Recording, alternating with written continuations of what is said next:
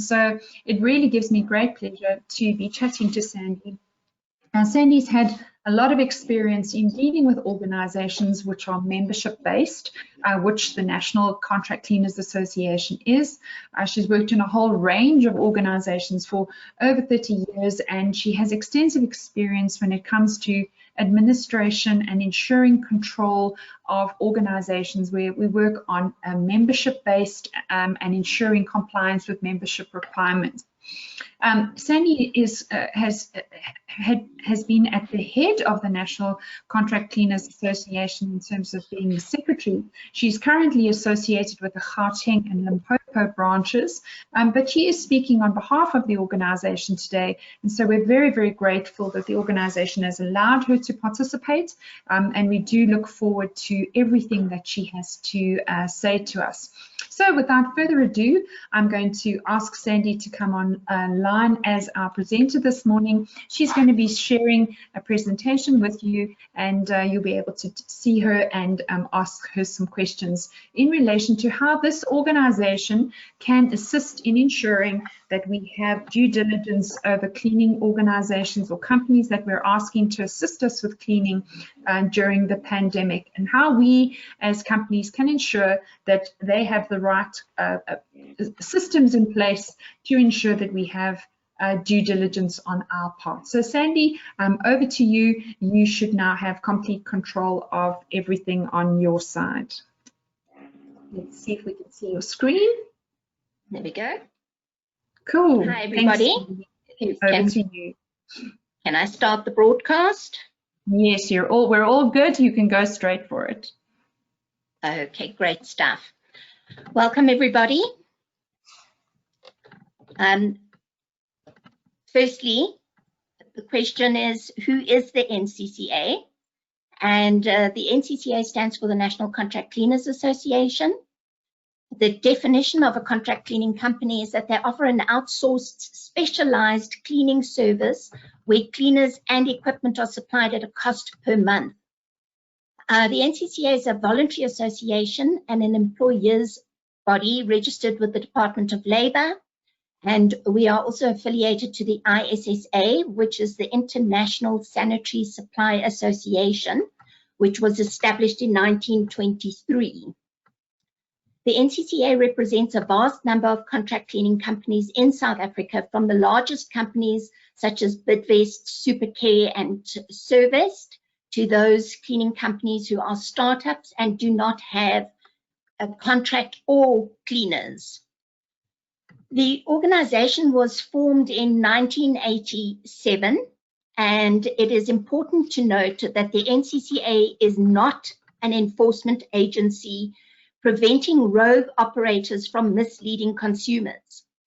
Our role is limited to alerting consumers to providers making claims that are not backed up by scientific evidence, and our mandate is basically to regulate relationships between its members and their employees in the contract cleaning industry, to protect and further the interests of its members, promote collective bargaining, lawful conduct and fair labor practices between its members and their employees in the contract cleaning industry, promote, defend and represent the interests of its members at both national and local level. We also coordinate the actions of our members regarding matters of concern to them. We provide liaison between our members and organized labor and other bodies. We endeavor to settle disputes affecting our members, either as individuals or as organized groups. We protect the rights of our members and render to them assistance with regard to employment matters related to conducting business in the contract cleaning industry. We promote communication, interaction, unanimity between branches of the association in order to ensure proper implementation of the objectives and policies of the association. We issue media statements on behalf of our members. We lobby for the support of central, provincial and local government and any other decision maker. And we liaise with other organizations which have similar objectives and policies. to the association and perform any functions incidental to the promotion of the aims, objectives, and mission of the association. Now, what we do for contract cleaners is that we operate as per our mandate, and we are the voice of the industry. We keep members updated on matters such as wage rates and employment conditions, and we have a labour hotline which assists members when they experience labour issues. We offer advice on contractual agreements with employees, disciplinary issues, operational requirements, trade union advice, minimum wages and benefits in terms of the sectoral determination, and the Bargaining Council, which is only in KwaZulu-Natal. The heart of the association's very existence revolves around the ongoing development and maintenance of standards relevant to the industry, which is of prime importance to both the association and its members. The NCCA requires all its members to unconditionally subscribe to a code of ethics relating to its standards, and these code of ethics state that a member shall unconditionally provide appropriate services to meet customer needs at prices economic to both parties, employ competent staff and make them effective through training and the provision of suitable equipment and materials, respect competitors within the spirit of free enterprise, promote the industry through professionalism at all levels, and comply with the statutes and the association's constitution, and be open to audit in order to ensure compliance. Now, the rollout of the audits was basically in Gauteng and Limpopo branch, and the Gauteng and Limpopo branch members undergo a compliance audit. And as mentioned previously, a primary aim of the NCCA is to project the professionalism, integrity, and credibility of its members through adherence to its code of ethics and compliance with all legislative requirements applicable to the industry. We currently have 3 compliance auditors who have extensive knowledge on the industry and who give guidance to those members who do not quite make the mark, so as to bring those companies up to standard to reach compliance status. Given the competitive nature of the industry, the contract cleaning companies looking for an advantage welcome the opportunity to be audited and to being found compliant, and use this status as part of their marketing activities. The audit is impartial and unbiased. It's only against statutory requirements. It's confidential, it's focused but not overly time-consuming. 1 meeting of 2 hours or less, or for members out of Gauteng, emailing scanned evidence to the designated auditor. The Gauteng branch, which is the largest branch of the NCCA, holds regular compliance and emerging contractor workshops with a view to educate and assist startup members with what the legal requirements are pertaining to this sector. What do we do for the users of these services? And as a result of compliance audits, government departments and companies putting out contracts or tenders request that companies bidding for these tenders or contracts are members of the NCCA, as they know that we are a self-regulating body. There are many fly-by-nighters out there, but more importantly, as Linda said, what has happened during the pandemic?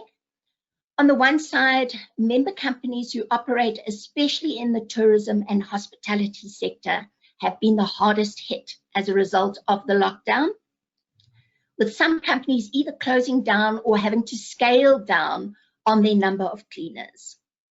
On the other side, the Gauteng and Limpopo branch office has been flooded with requests for membership. Almost 2,500 requests for membership have been received by my office alone since the beginning of this year. However, as a result of the stringent but very obtainable requirements for membership. Only 130 of the 2,500 requests have been accepted as members of the Gauteng branch, and 8 of them in Limpopo. The cleaning industry is an easy entry level industry, and many people are under the misguided impression that it must be easy to run a cleaning company. Whilst it is not possible for the Ncca to check the standard of work performed by its members, members are advised to register their cleaning products with the NRCS, which is the National Regulator for Compulsory Standards. We work closely with the Professional Body for Environmental Health, also known as the PBEH, and we circulated to our members a document compiled by them on environmental cleaning procedures in non-healthcare settings and the COVID-19 pandemic. Now, the Department of Health issued 2 very interesting statements recently, which we've also circulated to our members. One on cleaning and decontamination of workplaces in the context of COVID-19.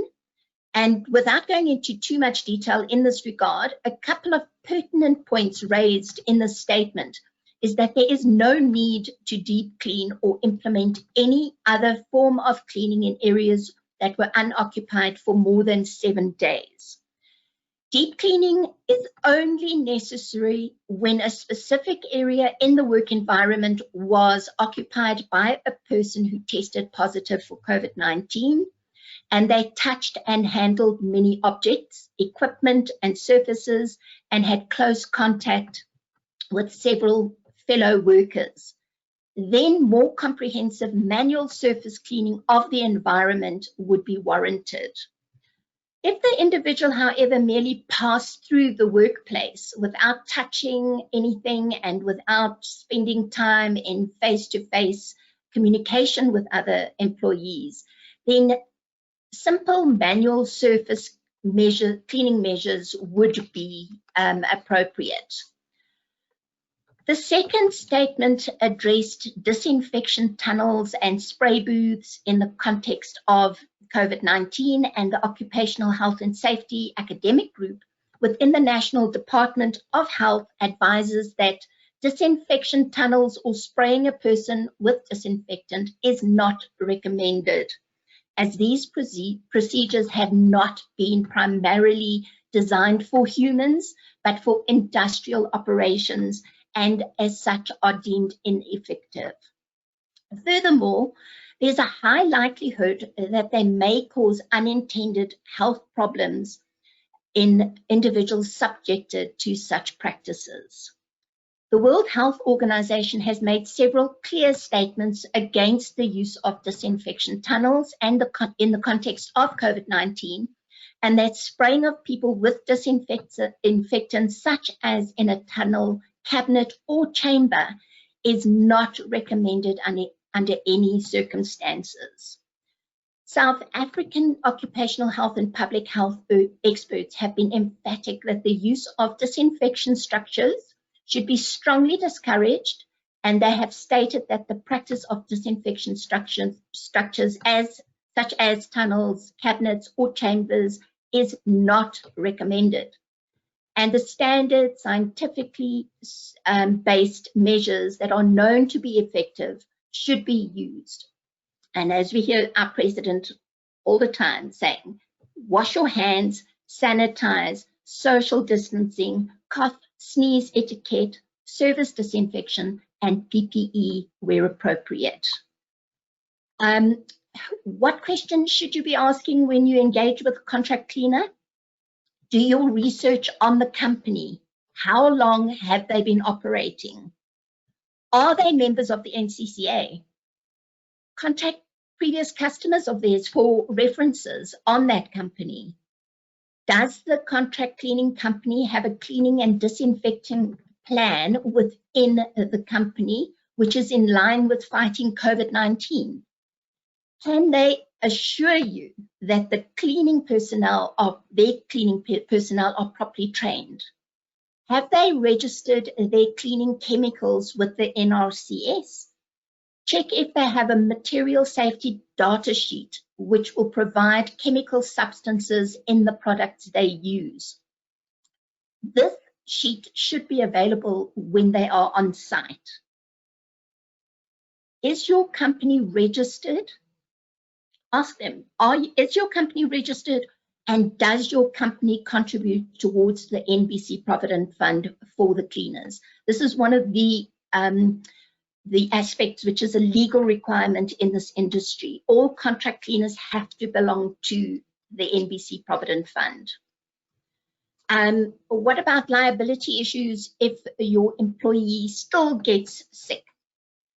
In terms of South African law, employers have a legal duty to provide and maintain, so far as is reasonably practicable, a working environment that is safe and without risk to the health of its employees and anyone else who may be affected by the employer's business, including customers, suppliers, visitors, and members of the public.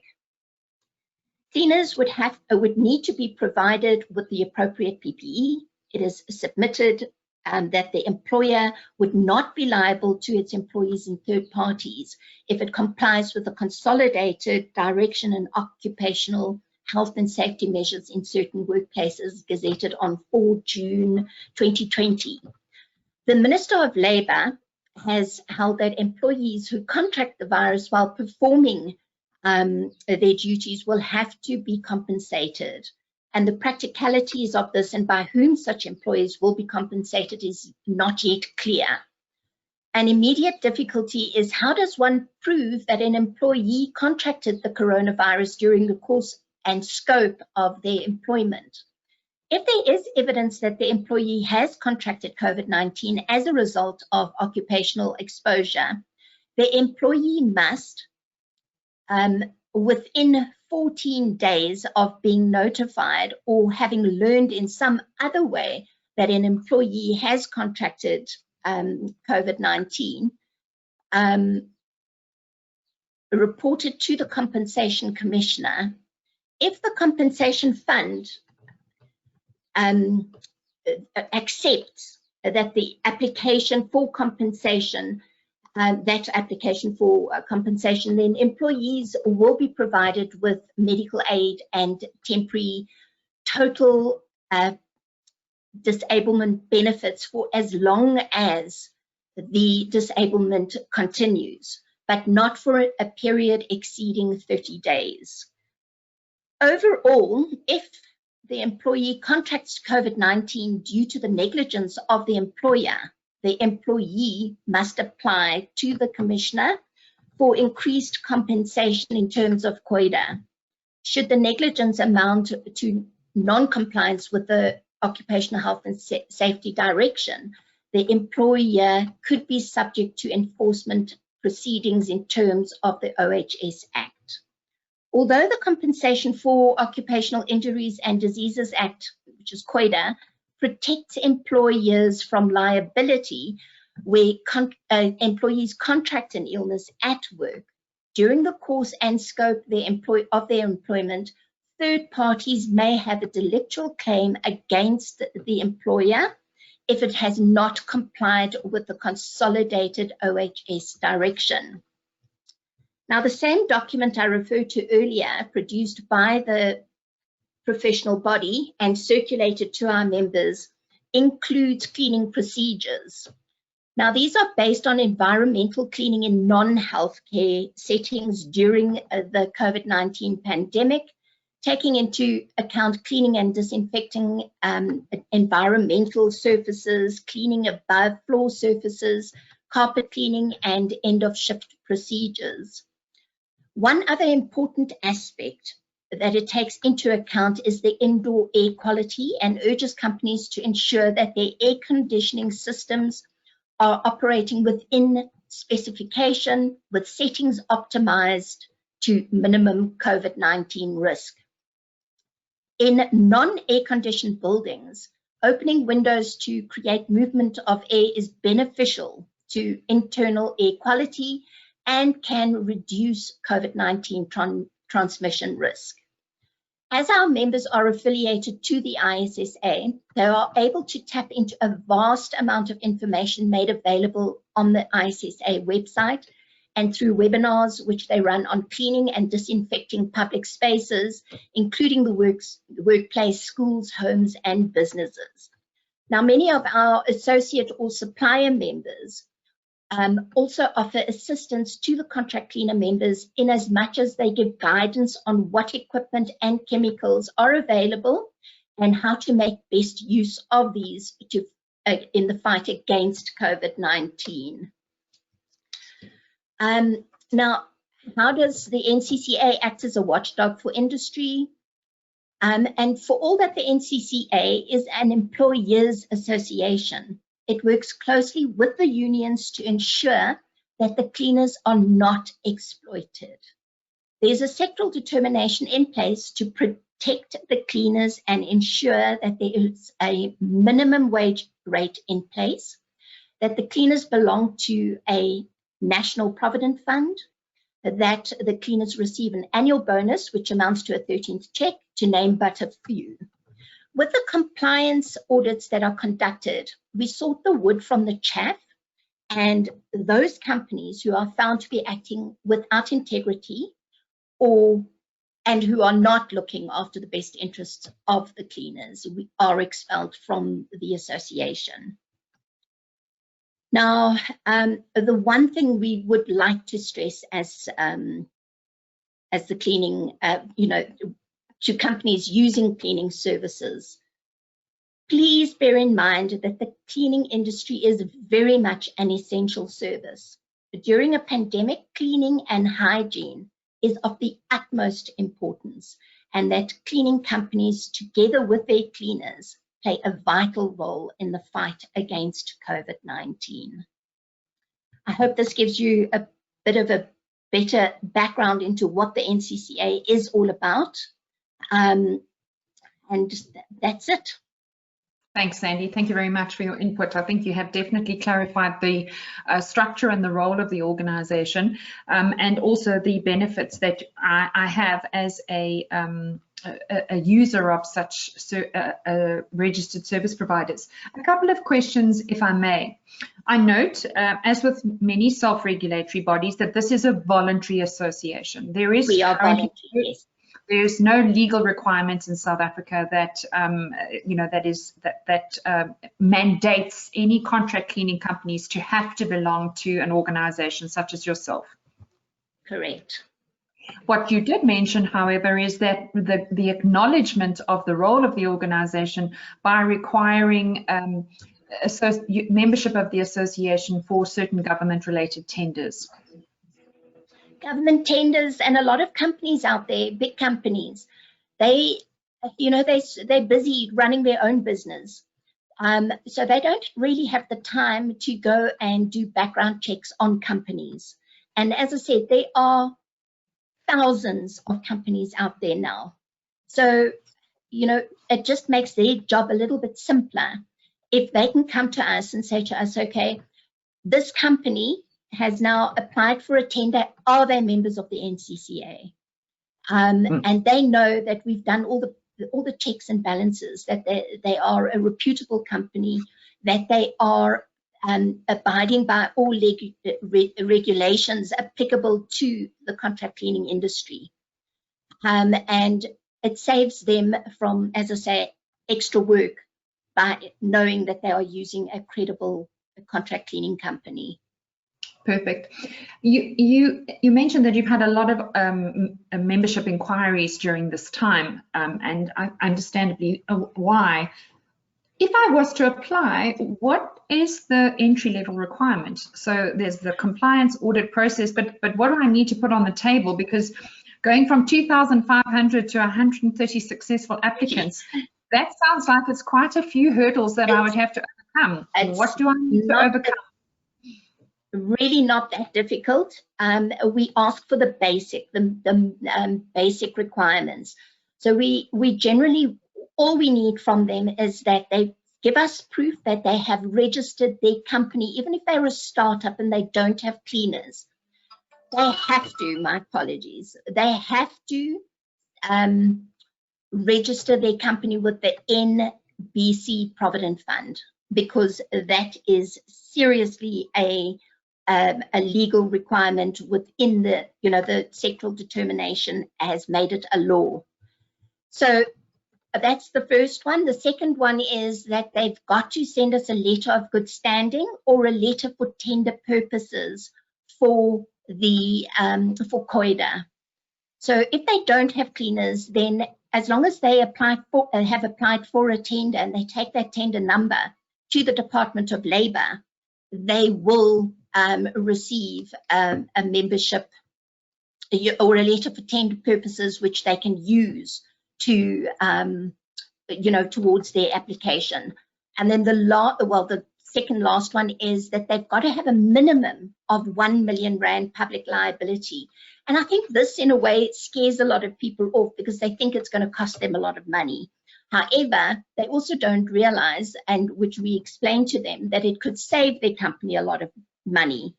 And even 1 million rand is not very high when you think if somebody did injure themselves while cleaning a company or a shopping center and somebody slips and falls, they're going to quite possibly be sued for way more than 1 million rand.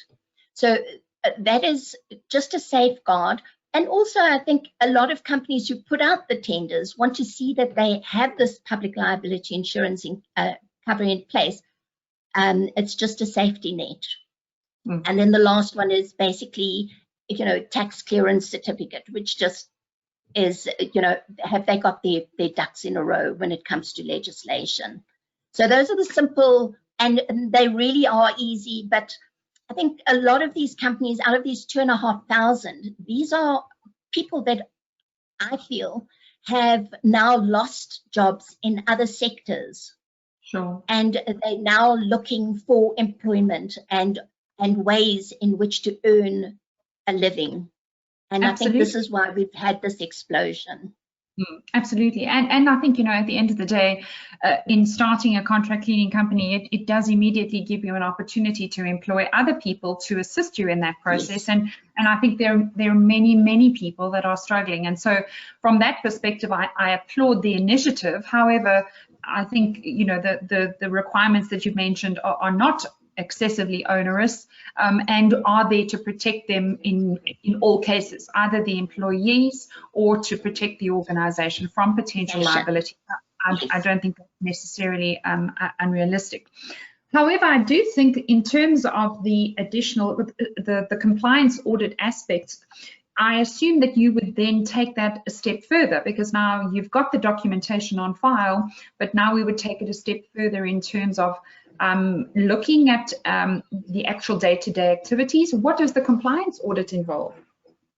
The compliance audit, if I can just grab one, is basically, it's based on the sectoral determination, which governs the contract cleaning industry.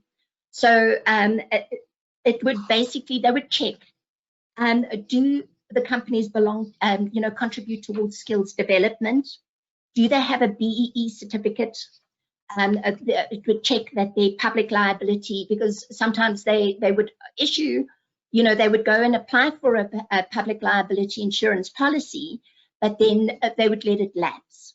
So they've provided you with one, they now become members, but then they stop paying the policy. But the compliance audit will now check that that policy is still in place when they have that compliance audit.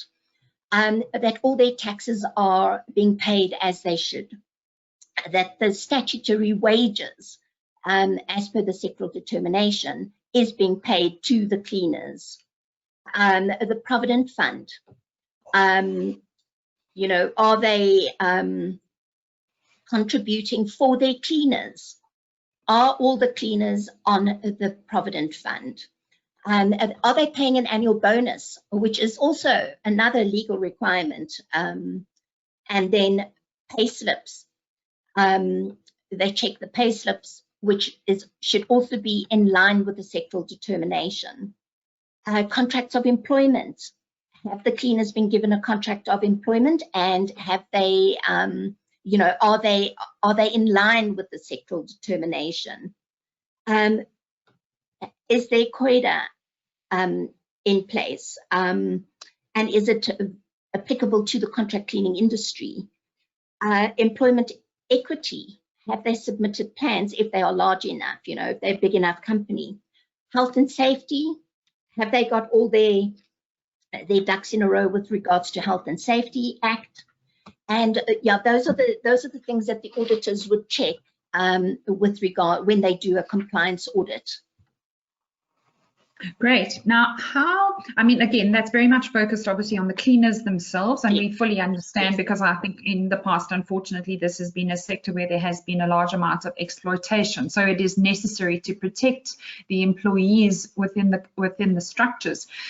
What I would like to understand, because I think in relation to COVID is obviously one of the things that's really important is the fact that the cleaners themselves don't pose a risk when they're coming in to clean a facility on behalf of a third party, because the cleaners themselves could be positive. So I think, as with any contractor, there would need to be proper COVID procedures in place for the contract cleaning company. But in this particular instance, the pandemic requires the use of services for a very particular reason. It's not necessarily just cleaning, but it would be specific cleaning in relation to a potential positive employee and the whole contact tracing process that goes around that. And I know many people use the word deep clean, but I don't think it's an appropriate term to use. But perhaps another word that's been used is decontamination. So there's been a very specific reason, pre-opening or post an infection, there's specialized cleaning services that have now been required. The focus of the organization is very much on the employee. It seems like there is a bit of a gap when it comes to a particular process that should be followed by the cleaning companies in order to ensure that they are performing to an appropriate standard. You mentioned you've issued guidelines, but that's not really the focus of the organization. It's not you must remember the contract cleaning companies, those, especially, the well-established contract cleaning companies. These are companies that are well-skilled in dealing with cleaning. They have, and they get guidance from ISSA, from various areas in doing the actual cleaning work relevant for COVID-19, is to fight COVID-19. There again, the NRCS is very important, and our members have to register their cleaning materials. Their cleaners are trained to deal with this. That is why it is very difficult for us to go and check the standard of work. That's not our function at all.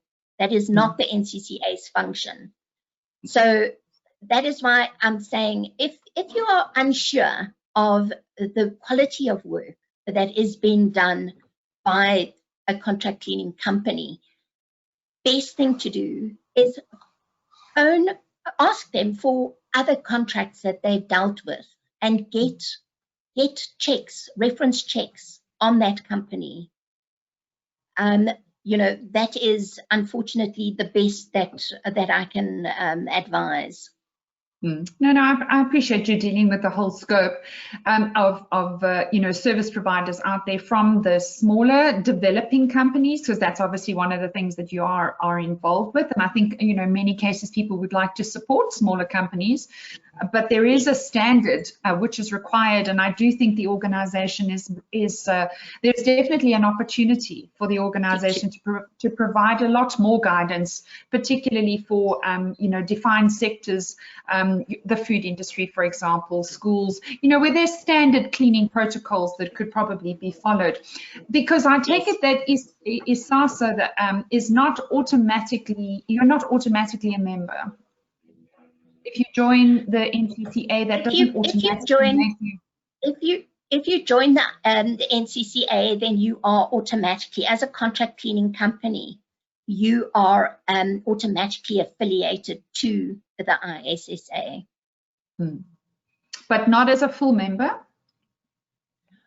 They would still be able to get all the information that they need from the ISSA. Okay, perfect. Obviously, that being an international organization that is International, involved. which has been, yeah, absolutely, and much more focused on the standards of cleaning as opposed to purely the cleaning, the role of the actual employee. Am I correct? Yes, and it would give them all the guidance that they need on this pandemic. And remember, they being an international body, the information that they have available and made available to our members is huge, because they've been dealing with this pandemic for longer than what South Africa has. So they've put the information together on cleaning in, all over the world, and our members have access to that information. Yes, absolutely. And I think possibly, there are areas, from that perspective, which again, as a user of cleaning chemical, or rather a contract cleaner, would definitely benefit me as a client, knowing that some of these standards are in fact mandated for certain sectors, because there obviously are standards, and there are all sorts of things on the ISSA site which obviously provide for those technical aspects of cleaning. I also note that on the website that it is not possible to see the members. Is this not something, I'm sure that there are many members, but I note that I can obviously make contact with your offices as Gauteng or Limpopo, but it is not possible for me to actually confirm whether or not the certificate that I've received from a contract cleaning company is authentic by going directly to the website. But if you go onto our website, especially in Gauteng, because I have added, so it will, if you go into the members listing, then all our members are listed there, and their certificate number is there. And also, if it's a contract cleaning company without cleaners, then they're a startup and they don't qualify for a compliance audit. So what they would do is they would get a letter just confirming their membership, and then the membership letter number is also on there. So these can be checked. And we encourage, as I mentioned earlier, our startup companies to attend our emerging entrepreneur workshops, where we assist them with, but it is mainly on the regulatory side, on what they need to do. However, we also, we would encourage them to join the professional body. We would also give them, if they need to train future cleaners and people, prospective cleaners, then we have one of our, we have members who do training, and we would advise them to go and get training through these bodies.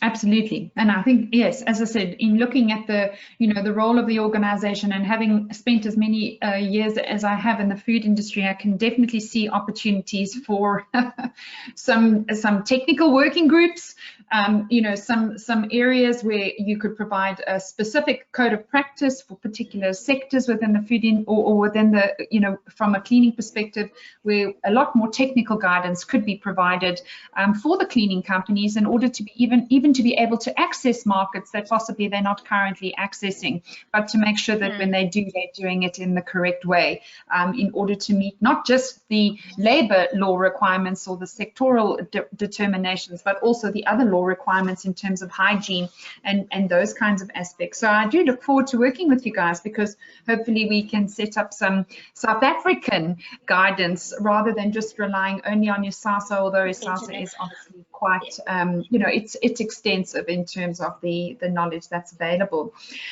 We've got a question coming from sorry, Sandy, there's Yes, a code of practice would be great. Barry's agreeing with me. One of the people that's online is agreeing with me, particularly when it comes to the current virus decontamination and preventive measures. So I think that's that's definitely an area. And just with regards to another comment, what about other organizations that could sort of play a similar role to yourselves?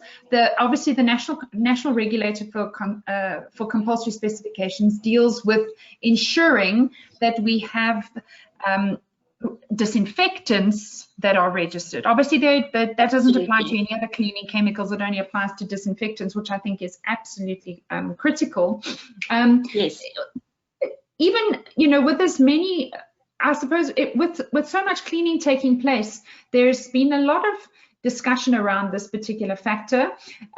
There is no, because you're a voluntary organization, in what capacity do you deal to ensure that there are not other unscrupulous practices taking place within the industry to give the whole of the national contract cleaning organization a bad name? I know there have been a couple of organizations that have also sprung up during the pandemic, claiming to provide accreditation and claiming to provide other services to cleaning companies, but with no legal mandate and with absolutely no basis for that. What role do you play there, if any, to protect your members from these kinds of unscrupulous practices? It's very difficult because, as I say, we are not the watchdog when it comes to, and I mean, it's very difficult for us to now go and we try to follow up with a couple of them, but they shut us down. So it is very difficult. The only thing that we can do as an organization is to warn our members against such companies that are trying to exploit them. Possibly a little bit more in the public domain as well. I think in terms of the organization and the role of the organization, I think the more public awareness we can do around this kind of activity, the better, Sandy. Yes. And perhaps it's time to go public, with this information and take it to a broader audience via perhaps one of the radio channels where you have consumer watchdog journalists who are definitely looking out for this kind of situation. So I would definitely urge the organization to use the power that you do have to ensure that the greater market is protected in that respect. A question here in terms of, obviously you mentioned many contract, a lot of companies now have reduced office capacity. What I mean by that is we're being encouraged to continually work from home. How's this impacting on, contract cleaning companies? Has there been discussion around this, and do you think this may be a long-term trend? It may be. I think there will be less office spaces to clean. However, there are people still in various and numerous areas. There's shopping centres, the hospitals, even the hotels. They've got to keep these places clean. So we have not seen too many companies that have shut down as yet. This may still occur when people start to realize that it is easier for us to work from home than to go into the office.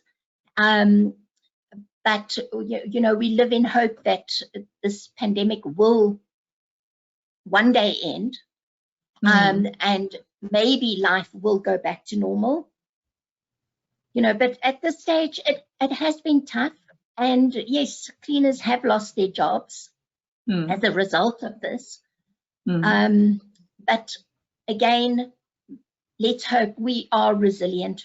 Let's see, I'm sure we'll bounce back eventually. And I think this amounts to most companies in South Africa.